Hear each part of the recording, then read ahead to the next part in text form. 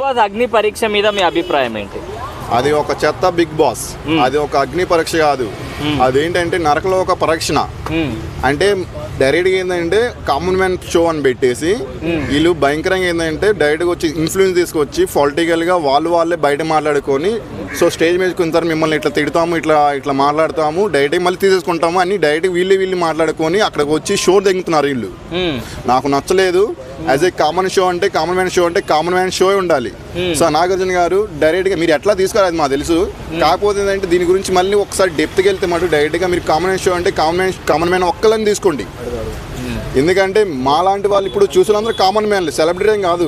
So మన రాష్ట్రాల్లో వచ్చేసి 5-6 కోట్ల మంది ఉంటారు, ఈజీగా ఉంటారు, అందరు కామన్ మ్యాన్లే. కామన్ మ్యాన్ నువ్వు తీసుకోకపోతే నువ్వు పెట్టే ఆ షో పేరేంటి? సెలబ్రిటీ బిగ్ బాస్ అని పెట్టుకో, ఎవడొద్దన్నాడు ఏంటి? కామన్ మ్యాన్ షో పెట్ట మాకు, ఓకేనా? సో మరి కామన్ మ్యాన్ని తీసుకుపోయి కొంచెం ఇర్రెస్పెక్టబుల్గా మాట్లాడుతున్నారు అని చెప్పి అగ్ని పరీక్షలో పెట్టే టాస్క్లు ఎలా అనిపిస్తున్నాయి?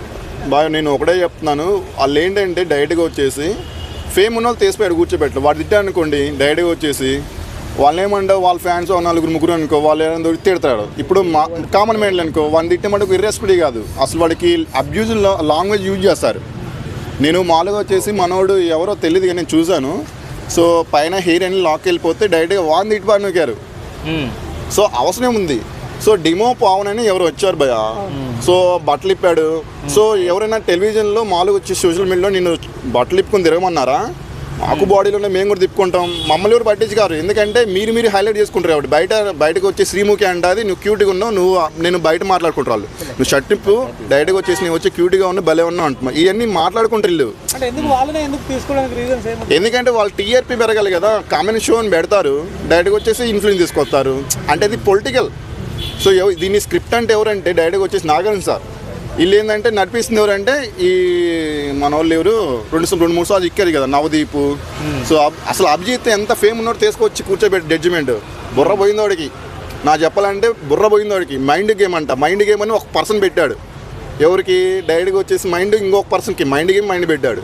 అవసరమా నీకు ఎవరైతే కామన్ మ్యాన్ ఆ పర్సన్ తీసుకోగా, కానీ డైరెక్ట్గా వచ్చేసి ఎవరు కామన్ మ్యాన్ ఉన్నారు నేను చూశాను, నాకు నచ్చలేదు ఇది. డైరెక్ట్గా వచ్చి కామన్ మ్యాన్ షో అంటే కామన్ మ్యాన్ తీసుకోండి. 5-6 కోట్ల మంది కామన్ మ్యాన్లో ఉన్నారు. 19 ఏళ్ళు ఒక అమ్మాయిని సెలెక్ట్ చేశారు, అబ్బాయి కూడా 19 ఏళ్ళు ఉన్నారు, వయసు రిజెక్ట్ చేశారు అంటున్నారు కదా. ఏ అబ్బాయి 19 సంవత్సరాల పేరు చెప్పు. ఇంకొక అబ్బాయి ఏదో పేరు ఉంది కదా బ్రో, 19 సంవత్సరాల అబ్బాయే లేడు. ఉన్నాడు కదా, ఉన్నాడు. ఏజ్ 20 అతను ఉన్నాడు బ్రో. ఏజ్ తప్పు చెప్పాడు బ్రో, అతనికి 20. రిజెక్ట్ చేసినారు, మరి వయసు లేదని రిజెక్ట్ చేశారు అంటున్నారు మరి. బయట అడిగిన దానికి ఒకదానికి కూడా ఆన్సర్ నీకు ఎక్కడైనా అనిపించిందా? ఏమైనా చేశాడా చెప్పు. ఆ పిల్ల అడిగిన దానికి ఆయన చేసిన దానికి ఎక్కడైనా నువ్వు ఈక్వల్ చూసుకో, ఈ అమ్మాయి లెగ్గిద్ది. సో ఈ అమ్మాయికి ఎందుకు ఇవ్వాలంటావు? ఎందుకంటే సరే నువ్వు చెప్పు పూర్తిగా క్వశ్చన్. అంటే నేను ఏం చెప్తున్నా అంటే 19 years పాప కదా, లోపలికి వెళ్ళి ఏం చేస్తుంది అని ప్రజలు అంటున్నారు, నేను కాదు. దానికి ఏం చేస్తుందో ఏం చేయగలదో బిగ్ బాస్ హౌస్ లో చూడు, అప్పుడు మాట్లాడు. సరే బిగ్ బాస్ మాట అప్పుడు మాట్లాడు. బిగ్ బాస్ అగ్ని పరీక్ష ఫేరా అన్ఫేరా? అది కరెక్ట్గా నడుస్తుంది. ఫేరా అంటే అది దాని గురించి మనం కరెక్ట్గా మాట్లాడకూడదు. కానీ కొంతమంది ఛానల్స్ సంబంధించిన వాళ్ళనే తీసుకుంటున్నారు. అదేం లేదు, మామూలు సంబంధం లేదు. యాంకర్కి సంబంధం లేదు, జడ్జిమెంట్కి సంబంధం లేదు, వచ్చిన వాళ్ళకి సంబంధం లేదు. స్పాట్ జరుగుతుంది అక్కడ. జడ్జీలుగా నవదీప్ ఇంకొక 2 ఉన్నారు, వాళ్ళే జడ్జ్ చేస్తున్నారు లేకుంటే డైరెక్షన్ టీమ్ ఏమైనా జడ్జ్ చేస్తుందా? లేదు, జడ్జెస్. ఎలా చెప్తున్నావు బ్రో నువ్వు? చూస్తున్నావు కదా, కళ్ళ ముందు కనబడతలేదండి నీకు? కళ్ళ ముందు కనపడే అన్ని నిజాలు ఎట్లయితే బ్రో అయితే కొన్ని అవ్వతి అంతే అలాగా.